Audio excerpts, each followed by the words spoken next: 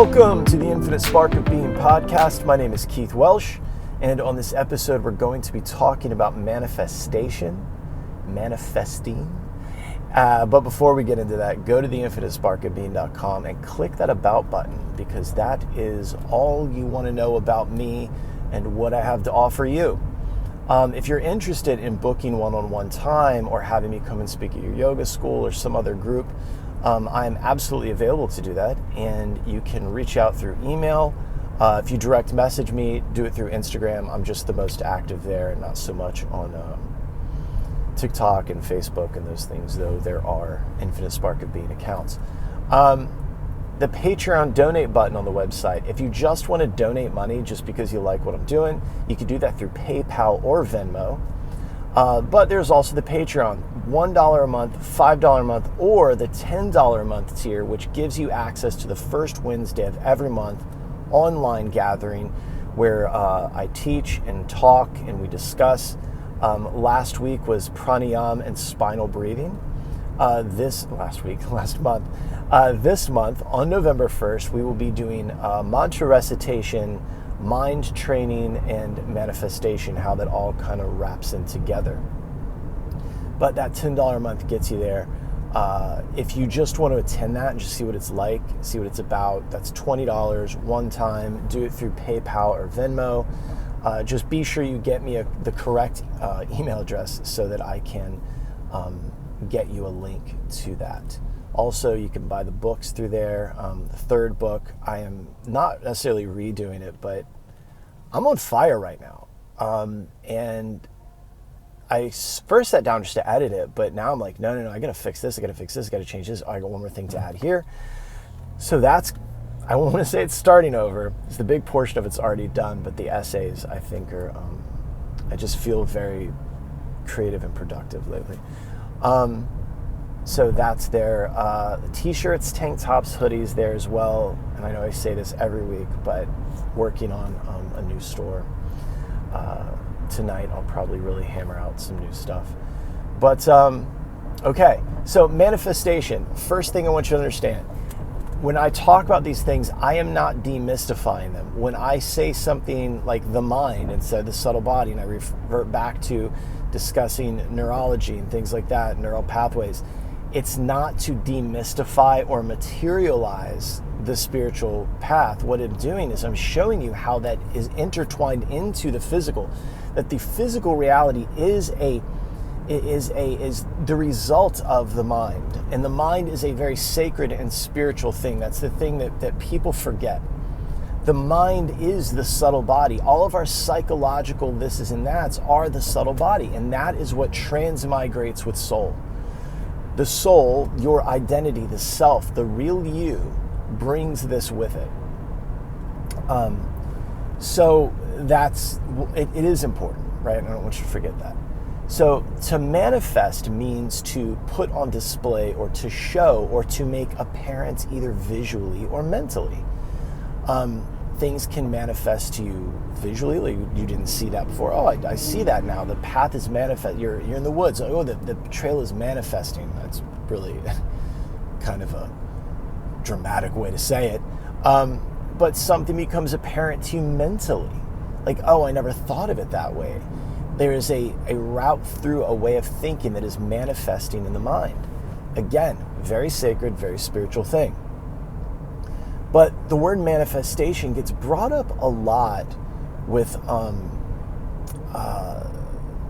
law of attraction, abundance thinking, stuff like that. Also, it gets brought up in the occult when it comes to what a lot of these social media goth types like to call witchcraft. I love the Instagram witches out there, very cute. So to manifest, this shows us again that the occult magic with a K is about the mind. It is about these things becoming apparent and manifesting in the mind so that we can find a way to acquire what we're trying to acquire, whatever it is. So that's manifesting. What we are really doing is we're training the mind to find the route, to see the route clearly, because what we have to understand is that we are not, like I said in a couple of these reels on Instagram, we're not attracting things to us. The problem is we're changing what our mind is attracted to. We are often surrounded by the people, places, and things that we're surrounded by because that is what our mind is attracted to. Even when it's undesirable, the mind is attracted to the patterns that take us back to that place. That saying, the mind will always choose familiar chaos over unfamiliar peace. That'll always take its familiar fears over unfamiliar safety. So we have to remember that. And that is that so in a way, you are manifesting trouble, hardship, lack, because your mind is constantly looking for those things to be true and real, because the subtle body is doing it, because that's your curriculum. That's what you're supposed to be working on. Instead of seeing just hardship around you and praying to something outside of yourself to change it for you, which is also a misunderstanding of the spiritual literature, because once you start reading it in earnest and understand the allegory, it tells you to go within. Everything tells you to go within. But, when we are looking outside of ourselves for solutions or the problems, we are trapped in the ego. That's the reality testing function. The thing that says you're separate from all of this. You are not separate from the problem. You are the problem. You're also not separate from the solution, because you are the solution. You are God. Atman, self, soul, eventually finds its way back to Paramatman, God, source. So the idea of the law of attraction is not the law of what is attracted to you, but you're lawfully attracted to things because of the way that you think. In other words, of course you're in this situation. That's how you always think about things. That's how you always perceive the world, so you find yourself in the same situation. It's very lawful. It's very appropriate, because that's how you think. Been there, right? So what we're doing with manifestation is we're training the mind to find the pattern that benefits us the most. And often what we have to do is monitor our thinking. That's known as metacognition. When we think about our thoughts, then we are able to change our thoughts. So those thoughts that we are aware of, that's the conscious mind. There are thoughts that we are unaware of, perceptions and judgments and things like that. That is in the subconscious mind. So really, through metacognition, we learn to watch the conscious mind and go, okay, there's that thought again. There's that negative lack, poverty mind that keeps coming up. I need to change that, right? I need to think about it this way, okay? Now I'm going to insert my affirmation here. I'm going to insert my mantra here. The conscious mind, I like that Frances Scovel Shinn referred to it as the carnal mind. I don't know if she coined that, but it is the way she referred to it as the old derelict. It's this thing that it's very old, so it's filled with a lot of evolutionary fears, right? But then there's a third thing that comes up. There's a third thought. So there's the subconscious mind, the conscious mind, then there's what's called the superconscious, access to the higher self, or the divine mind. Scovel Shinn called it the realm of good ideas, which I love. So often we have this idea, this thing we want to do, this thought, and then we have the next thought, well, that's not possible. Well, let's not do that. Well, that's not realistic. That's the conscious mind. The divine mind tried to step and go, hey, how about this? But then your old derelict thinking goes, no. And that old derelict, as Florence would say, is related to the subconscious. So the subconscious mind is what's manifesting your reality. You see the things that you see, you notice the things that you notice, because that's how your operating system, your subconscious mind, is working, right? But we begin, now, the conscious mind is only going to think thoughts in relation to the subconscious. So if the subconscious is, patterned or wired for lack thinking, unavailability, hardship, difficulty, then the conscious mind, those thoughts that you're aware of, even your memories are going to be remembered in a way that is rooted in lack and not having enough and hardship and whatever. That's how you're going to remember it. That's how you're going to think about the future.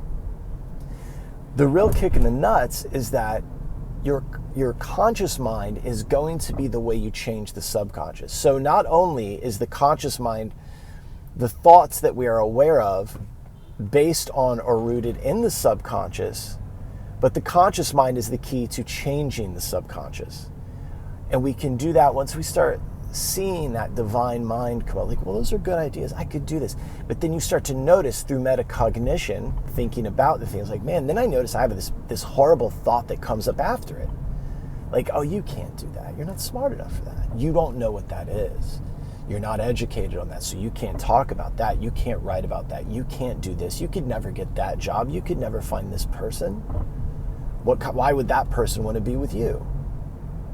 There's those limiting beliefs, right, that have been brought to my attention. Thank you very much. About myself. But metacognition is most effective when there's a meditative practice.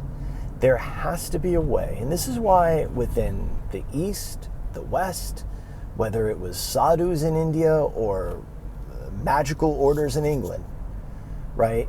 Meditation, a way of creating space, is so valuable, right? It's like if something is very close to your face, physically close to your face, you can't see all of it. It's right there. It's too much. So you pull your head back, like, what the fuck is this thing? Right? You step back. If you've ever, if some of you are artists and we always take that step back and look at it like, right? Even when I'm designing something on my computer, I slide my chair back and look at it like, So I do that with the books even. I'll zoom out really far and like look at the page. Like, all right, what does this look like? Our problems are like that. They're so close to us, we can't see the space around it. And it's like if somebody was attacking you and they were like 3 inches from you, you'd have very little time to figure out what the heck to do. But if they were outside and like, hey, I'm coming in after you, you'd have a minute. The mind works the same way. We create enough space in the mind to where we can see these thoughts very clearly. We notice that the nervous system is responding to that old way of thinking, but we've been practicing. So we breathe.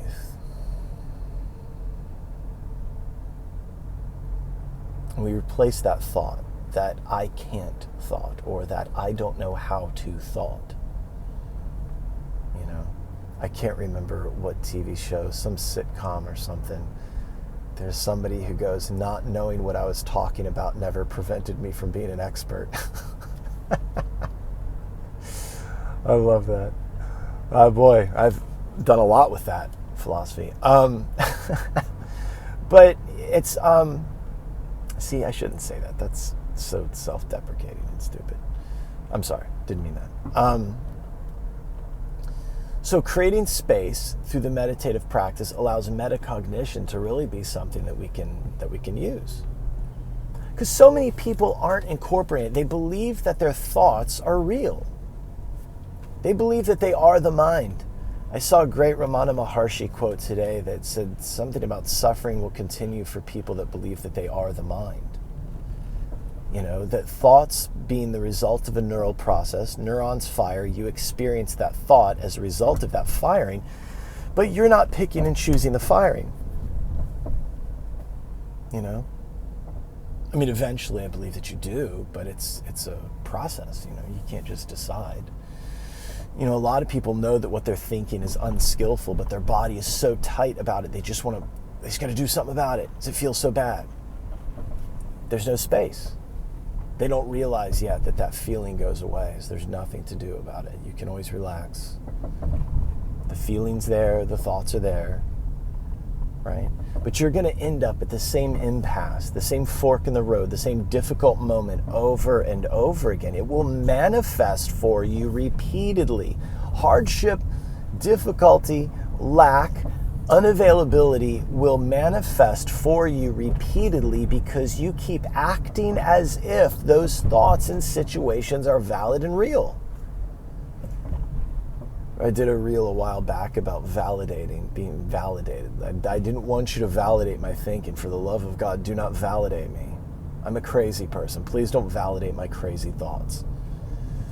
You know, so many of us have these negative, horrible ways of looking at the world. Like, I want to feel validated. Do you? Jesus Christ. Ugh. How about you find somebody that's not going to validate your thoughts and tell you a different way to look at it so you can enjoy yourself for once? Christ almighty. I want my pain validated. I don't want my pain validated. I want you to tell me it's not real so I can move on. So these things, like manifestation, isn't necessarily, I'm going to manifest this or that. It's just that you keep manifesting shit because shit begets shit. Peace begets peace. Happiness begets happiness. So the deal is this. There is an intrinsic amount of abundance in three-dimensional reality on this human birth. It is called the precious human birth for a reason. Because it is precious. It's the true proving ground for the soul. It is it's college. You know, taking birth as a hummingbird's preschool. You eat, squawk, and shit. It's very easy. As a human, you gotta navigate some stuff. Now the soul gets to really work out its karma. Really gets to work out that curriculum and take those difficult classes, right? That's what we're doing. So the act of manifesting, the law of attraction, seeking abundance and finding it is part of the curriculum. This is intrinsically abundant, this realm, this plane of existence. But if the mind is trained to only view lack, then it'll only find lack. Now, why would the mind continually find something unpleasant? Because it looks for patterns. And patterns are safety, even if because they're consistent, right? A pattern is typically consistent. It's a consistent pattern. So the mind views that as safety. So the nervous system doesn't really react to it. That's why you keep finding yourself in these shitty situations. But when you're, offered something better, you kind of hesitate or back off or feel uneasy about it.